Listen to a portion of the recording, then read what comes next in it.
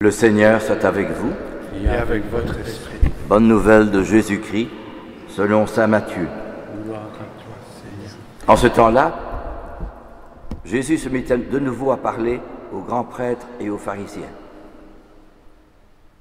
Il leur dit en parabole, « Le royaume des cieux est comparable à un roi qui célébra les noces de son fils.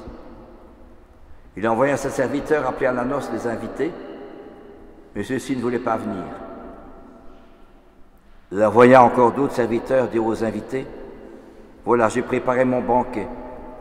Mes bœufs et mes bêtes grasses sont égorgés. Tout est prêt. Venez à la noce. » Mais ils n'enterrent aucun compte et s'en allèrent, l'un à son champ, l'autre à son commerce.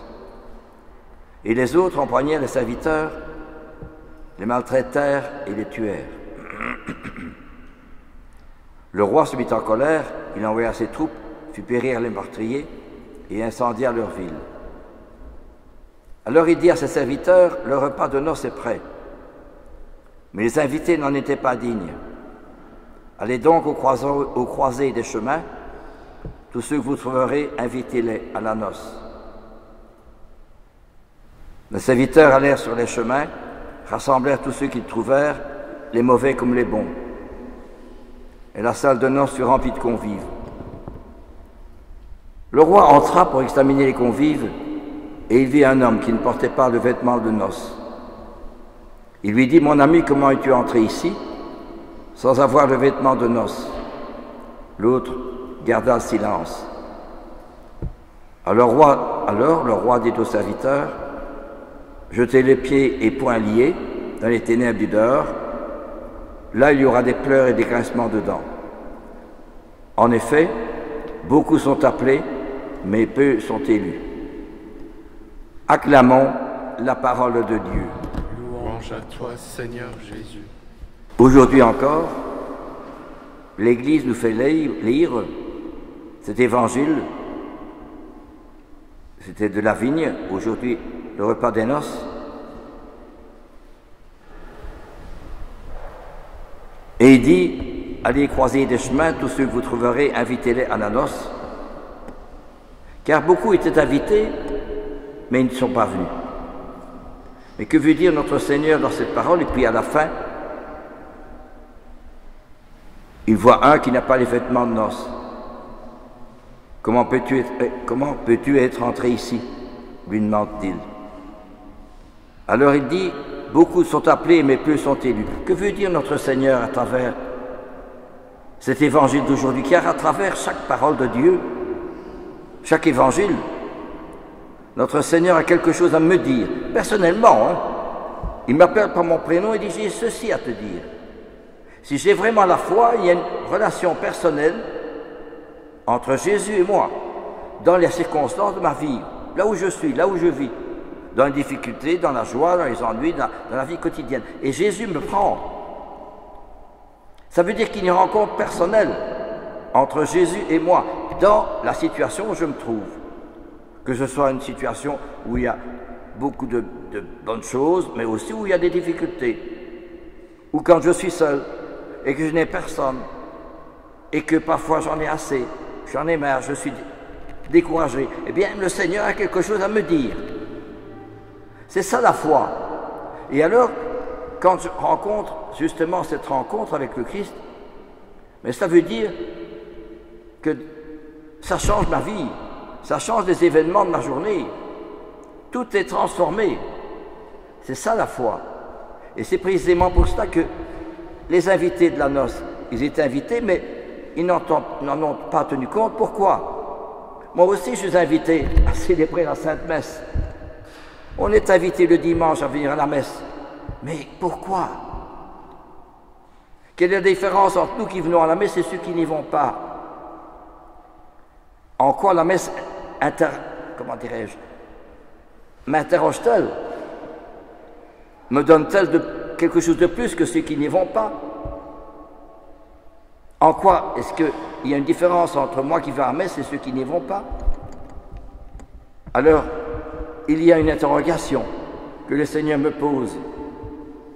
Or, nous trouvons justement la foi c'est ceux qui l'ont vécu, qui ont rencontré Jésus.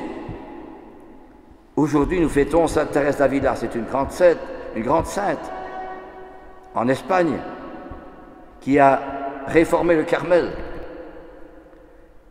Elle aurait pu se douter en disant non, c'était difficile à l'époque, hein? Il fallait tenir un petit peu comme maintenant aussi. On se laisse aller, c'est bon, il n'y a plus de péché, le bon Dieu est miséricordieux, on fait ce qu'on veut. Non, Thérèse d'Avila dit non, c'est pas possible. Il faut qu'on revienne à la vérité de l'Évangile. Alors elle a tenu bon, elle a rencontré Jean de la Croix, et tous les deux ont été des réformateurs de l'ordre du Carmel, de leur temps. Et nous allons fêter demain Sainte Marguerite Marie Alacoque. C'est une religieuse de Paray-le-Monial qui a eu l'apparition du Christ, qui lui a montré son cœur. Voilà ce cœur qui a tant aimé les hommes et qui n'en reçoit que de l'ingratitude. Là aussi, il y a quelque chose de formidable. Si vous lisez la messe de Sainte Marguerite Marie Alacoque, c'est une très belle messe, tout centré sur le cœur de Jésus. Et notre Seigneur a demandé à Sainte Marguerite, eh bien, de dire tous les premiers heures du mois, un jour consacré au Sacré-Cœur, pour réparer les péchés dans le monde. Je me souviens, j'étais jeune, tous les premiers heures du mois, à la paroisse, il y avait une messe solennelle, diacre et sous-diacre, pour chanter la messe du premier vendredi du mois. Et puis alors, il y avait la litanie du Sacré-Cœur, pour demander pardon au Seigneur et pour vraiment consoler le cœur de Jésus. Et il y avait les statues du Sacré-Cœur, comme il y en a une ici, je crois. Voilà. Oui. Et c'est cela que nous avons oublié. Un jour, un jeune était entré dans une abbaye. Mais il n'a pas su rester à cause de sa santé. Puis il ne connaissait pas bien le latin. Il n'arrivait pas à comprendre et à parler un peu en latin. Parce qu'à l'époque, c'était sévère. Puis il n'est pas resté. Il est allé dans une autre abbaye et de nouveau, il n'est pas resté. Et il aurait bien voulu tant voulu rester dans l'abbaye pour y consacrer toute sa vie au bon Dieu et prier et se lever la nuit, tôt matin. Les trappistes se lèvent à 4 heures du matin, je crois. Les bénédictins à 5 heures. Oui. Eh bien, il aurait bien voulu rester, mais il n'a pas su. Il s'agit de Benoît-Joseph Labre. Alors Benoît-Joseph Labre, il a fait des kilomètres et des kilomètres dans toute l'Europe, en Belgique, en Italie, en France, en Espagne, et il allait dans toutes les églises. Et il restait à prier là, devant Saint-Sacrement. Il était fasciné par la présence du Christ. Il n'en pouvait rien, hein. C'est le Seigneur qui l'appelait, hein. Comme Sainte Marguerite Marie Alacoque, il l'appelait. Oui. Comme Sainte Thérèse d'Avila, il l'appelait. Ou Jean de la Croix. C'est le Seigneur qui m'appelle, hein. Ne me laisse pas tranquille, il m'ennuie. La foi, c'est rencontrer quelqu'un qui m'ennuie, qui me dérange. Pourquoi? Parce que je suis obligé de dépasser mon égoïsme pour aller dans son amour, qui est un amour infini, un amour lumineux, un amour don de soi, un amour généreux, un amour qui tient bon, qui n'est plus fluctuant comme les amours d'aujourd'hui. Et un jour, il y a un peintre, je l'ai peut-être déjà raconté, mais bis repetitur placet, un peintre qui avait fait la scène, et il avait trouvé chaque fois quelqu'un pour les différents apôtres, comme modèle. Mais il ne trouvait pas Jésus, quelqu'un qui puisse être un modèle pour le Christ. Il ne trouvait pas. Alors il était entré dans une église, en Italie, je ne sais plus laquelle, et il a vu un monsieur, un jeune, qui était à genoux, de marbre. Il regardait fixement le Saint-Sacrement.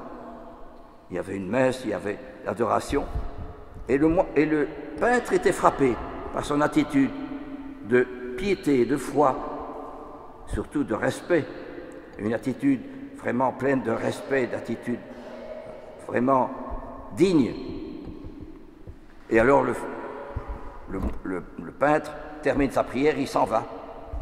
Et puis il est tracassé chez lui dans son atelier, il dit, mais enfin ce jeune-là que j'ai vu, c'est quand même formidable, ça le tracasse. Alors le peintre s'est dit, je vais quand même aller voir. Et le peintre vient dans l'église, et effectivement, le jeune homme est encore là, à genoux, vraiment comme du marbre. Alors le peintre est vraiment étonné. Puis il va le trouver et lui dit, « Monsieur, excusez-moi de vous déranger, auriez-vous l'amabilité de bien vouloir, je voudrais bien vous rendre service et de bien vouloir me suivre. » Et le jeune s'exécute. Il avait 32, 33 ans. Alors il suit le peintre, et le peintre va dans son atelier, et il dit au jeune homme, « Asseyez-vous là, le temps que je prenne. » Et le jeune ne savait pas de quoi il s'agissait. Alors il prend les traits, et voilà que c'est Benoît Labre qui a servi d'exemple et de modèle pour la figure du Christ, pour ce peintre, pour la dernière scène. Eh bien, voyez-vous, qu'est-ce que cela veut dire? Ça veut dire que être chrétien, c'est reproduire en soi les traits du Christ. C'est plus moi qui vis, c'est le Christ qui vit en moi. Le repas de noces est prêt, et voilà, invitez-le à la noce. Et il dit, « Mon ami, comment es-tu entré ici sans avoir le vêtement de noces ?» Justement, le vêtement de noces, c'est toutes les richesses du cœur de Jésus, comme Sainte Marguerite Marie, ou comme Sainte Thérèse d'Avila, ou Jean de la Croix, ou Benoît-Joseph Labre. Benoît-Joseph Labre a fait tous les chemins pendant des kilomètres et des kilomètres à pied. Il n'y avait pas des hôtels, des restaurants, comme à l'époque. Et il vivait comme il pouvait. Il était pauvre.